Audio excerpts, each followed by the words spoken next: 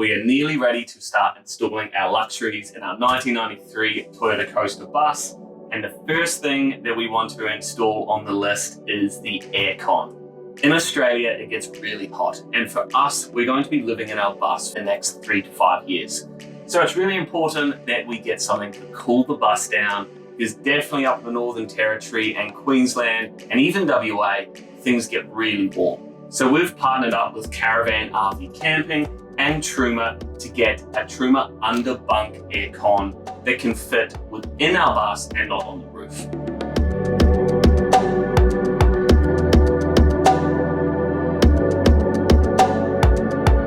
I just want to quickly talk about electricals and what you need to power the system. The Truma is a 240 volt system, so runs on the same power as your normal household appliances run. You can't run it on a 12 or 24 volt system. So you need to install an electrical system that allows you to power it. Now, most caravans have a system where you just plug into outside power at a caravan park or at your house, and that gives you 240 volts. However, we wanted to run the aircon being off grid, and so what we have is a 7.6 kilowatt hour battery system.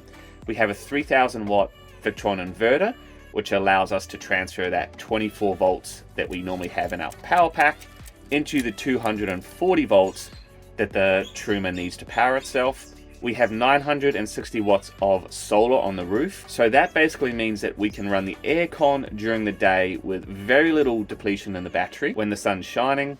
And at night, we could probably run the aircon maybe 6 to 7 hours before that battery is completely depleted. So the thing about an underbunk aircon is it is just that. It lives inside your bus or your caravan, underneath your bed or under cabinetry or whatever. So for us, we needed to build our cabinetry first, and we wanted to build a bit of a frame underneath our bed that housed both our systems actually, our aircon and our diesel hot water system. So we just went ahead and just used this aluminium framing material. You can use whatever you want to go ahead and create the space, but just make sure that the space that you create can fit the aircon and has ample amount of space for the ducting and the electrical cables as well to fit round. After you found your spot for the aircon, the next step is to use the template to cut the holes for the airflow in and out of the aircon.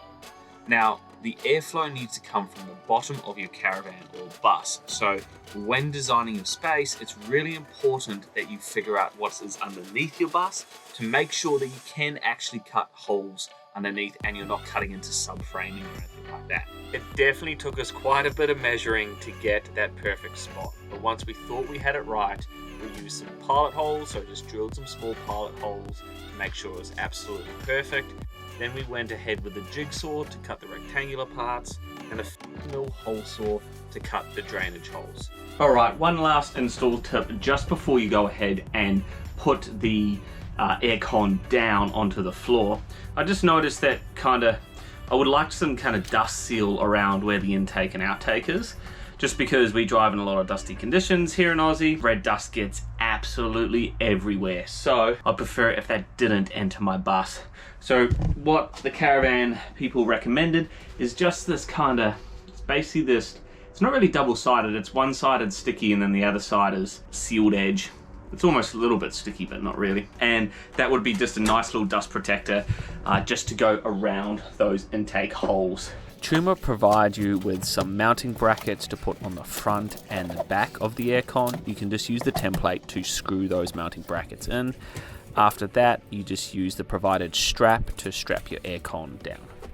For us, definitely, I'm not too sure about this just one strap over it. So later on, I might add just another little ratchet strap just to double secure it. For us, we're four-wheel driving, and definitely at the back of the bus, currently where this is at the moment, you get that kind of little bit of a spring, a bit more of a jump. So I think later on, all I'll do is just screw some eyelets in and then a small little ratchet strap, maybe just another one of these over the top.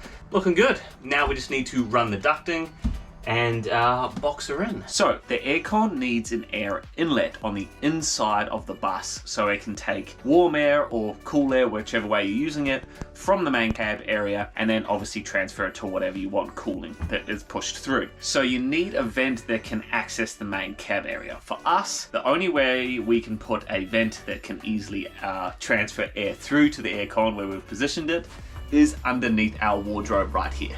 So I'm going to put it there. So if you can see behind here, where this ends will actually be a fixed backing, maybe a drawer actually that comes out, but that'll be underneath the bed. The bed will probably come up to here. So if I make it suck air out of the garage area, then that's not really circulating the air properly. So I want it to suck out of the main area up around the cab area, therefore it'll kind of recycle the air a lot better. So now Truma provides you with actually a really quite a good grill. Unfortunately for me though, the grill is black, so I'm not going to use this particular grill. I've gone ahead and I've purchased myself a white grill that is gonna, be with our white cabinetry a lot better. So I'm gonna go ahead and install that. Yeah, just note that they do kind of provide these grills with the whole package, so it's easy install.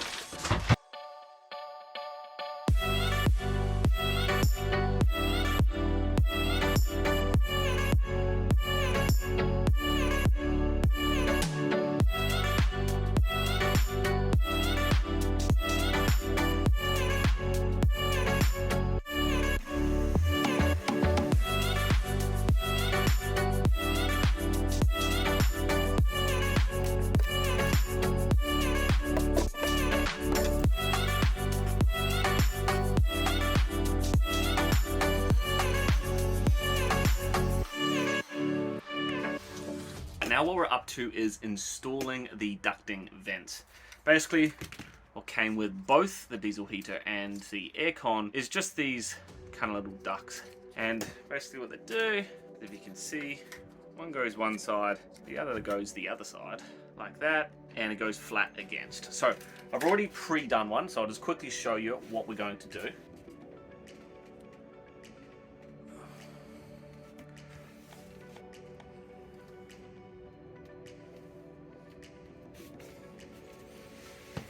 So basically what happens is you drill a 60mm hole, then it's going to sit like that basically, if that makes sense.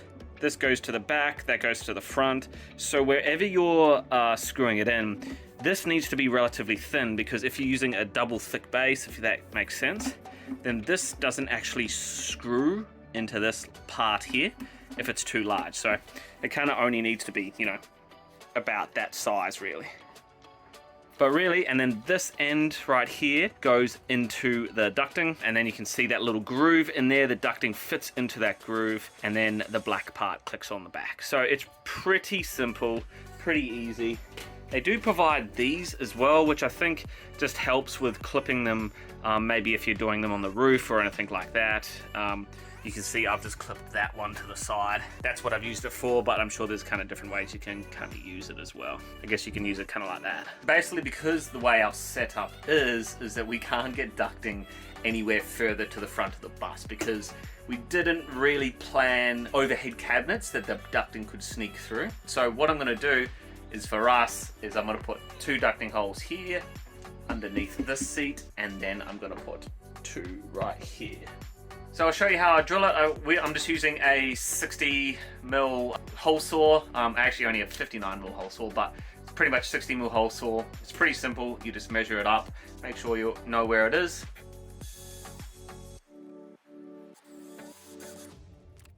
Forgot one thing. I'm just gonna tape it so I don't do any damage around the side. So there we go, 2 60mm holes, all drilled. Now let's connect them up. So this one side, put it in there. We'll have to clean it up a little bit later, but then you move over to here, and I don't know if I'll be able to do it, but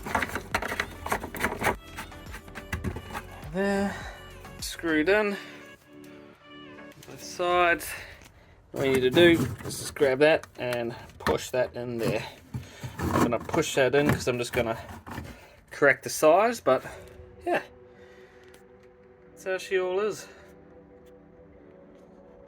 So final thing you need to do before you can go ahead and turn your aircon on is you need to get a manual isolating switch and the electrical sorted by a registered electrician. There's two ways you can use your Truma Saphir Underbunk aircon. First things first is with the supplied remote and receiver. Remote just works simple as any other aircon. You turn on to cool, set your temperature, and all's fine and dandy. The other thing is, if you have a Truma diesel heater or another Truma product, you can use the Truma control panel to manage multiple appliances. So this is what we do. We have a Truma diesel D6 hot water system, and we can actually set temperature manually using that control panel, and it can automatically switch between aircon or diesel heater depending on what temperature we've set. It's been about 6 months since installation, so how did the Truma Saphir Underbunk aircon perform? First things first, we put it through a huge test, traveling the Nullarbor in a 40-degree heat wave. So for 3 days we ran it consistently, day and night. With our particular battery system, it was able to perform, and we were able to run it maybe about 4 to 5 hours at night while running it all throughout the day as well. It did perform well. However, it would have performed much better if we installed ducting in our roof or cabinetry, overhead cabinetry, rather than under our seat. Simply put, cold air sinks, so if you can plan ahead, put your ducting in the top overhead cabinets rather than down low. It still works down low, but this is something I'm probably going to change in the next couple months because it'll make cooling the bus far more efficient. Now this probably only applies to Toyota coasters or buses with a lot of windows, but you need to get yourself some good curtains, otherwise it's very difficult to cool the space when sun's beating in through the glass. It definitely heats everything up really quickly, so make sure you get some good curtains, or at least board up your windows or cover your windows on those really hot days. Otherwise, we found the aircon really couldn't keep up with the heat coming in. If you like this kind of video, hit the like and subscribe. We do have another video coming up for the Truma Diesel D6 hot water system, so click on the links probably around here to go check that out.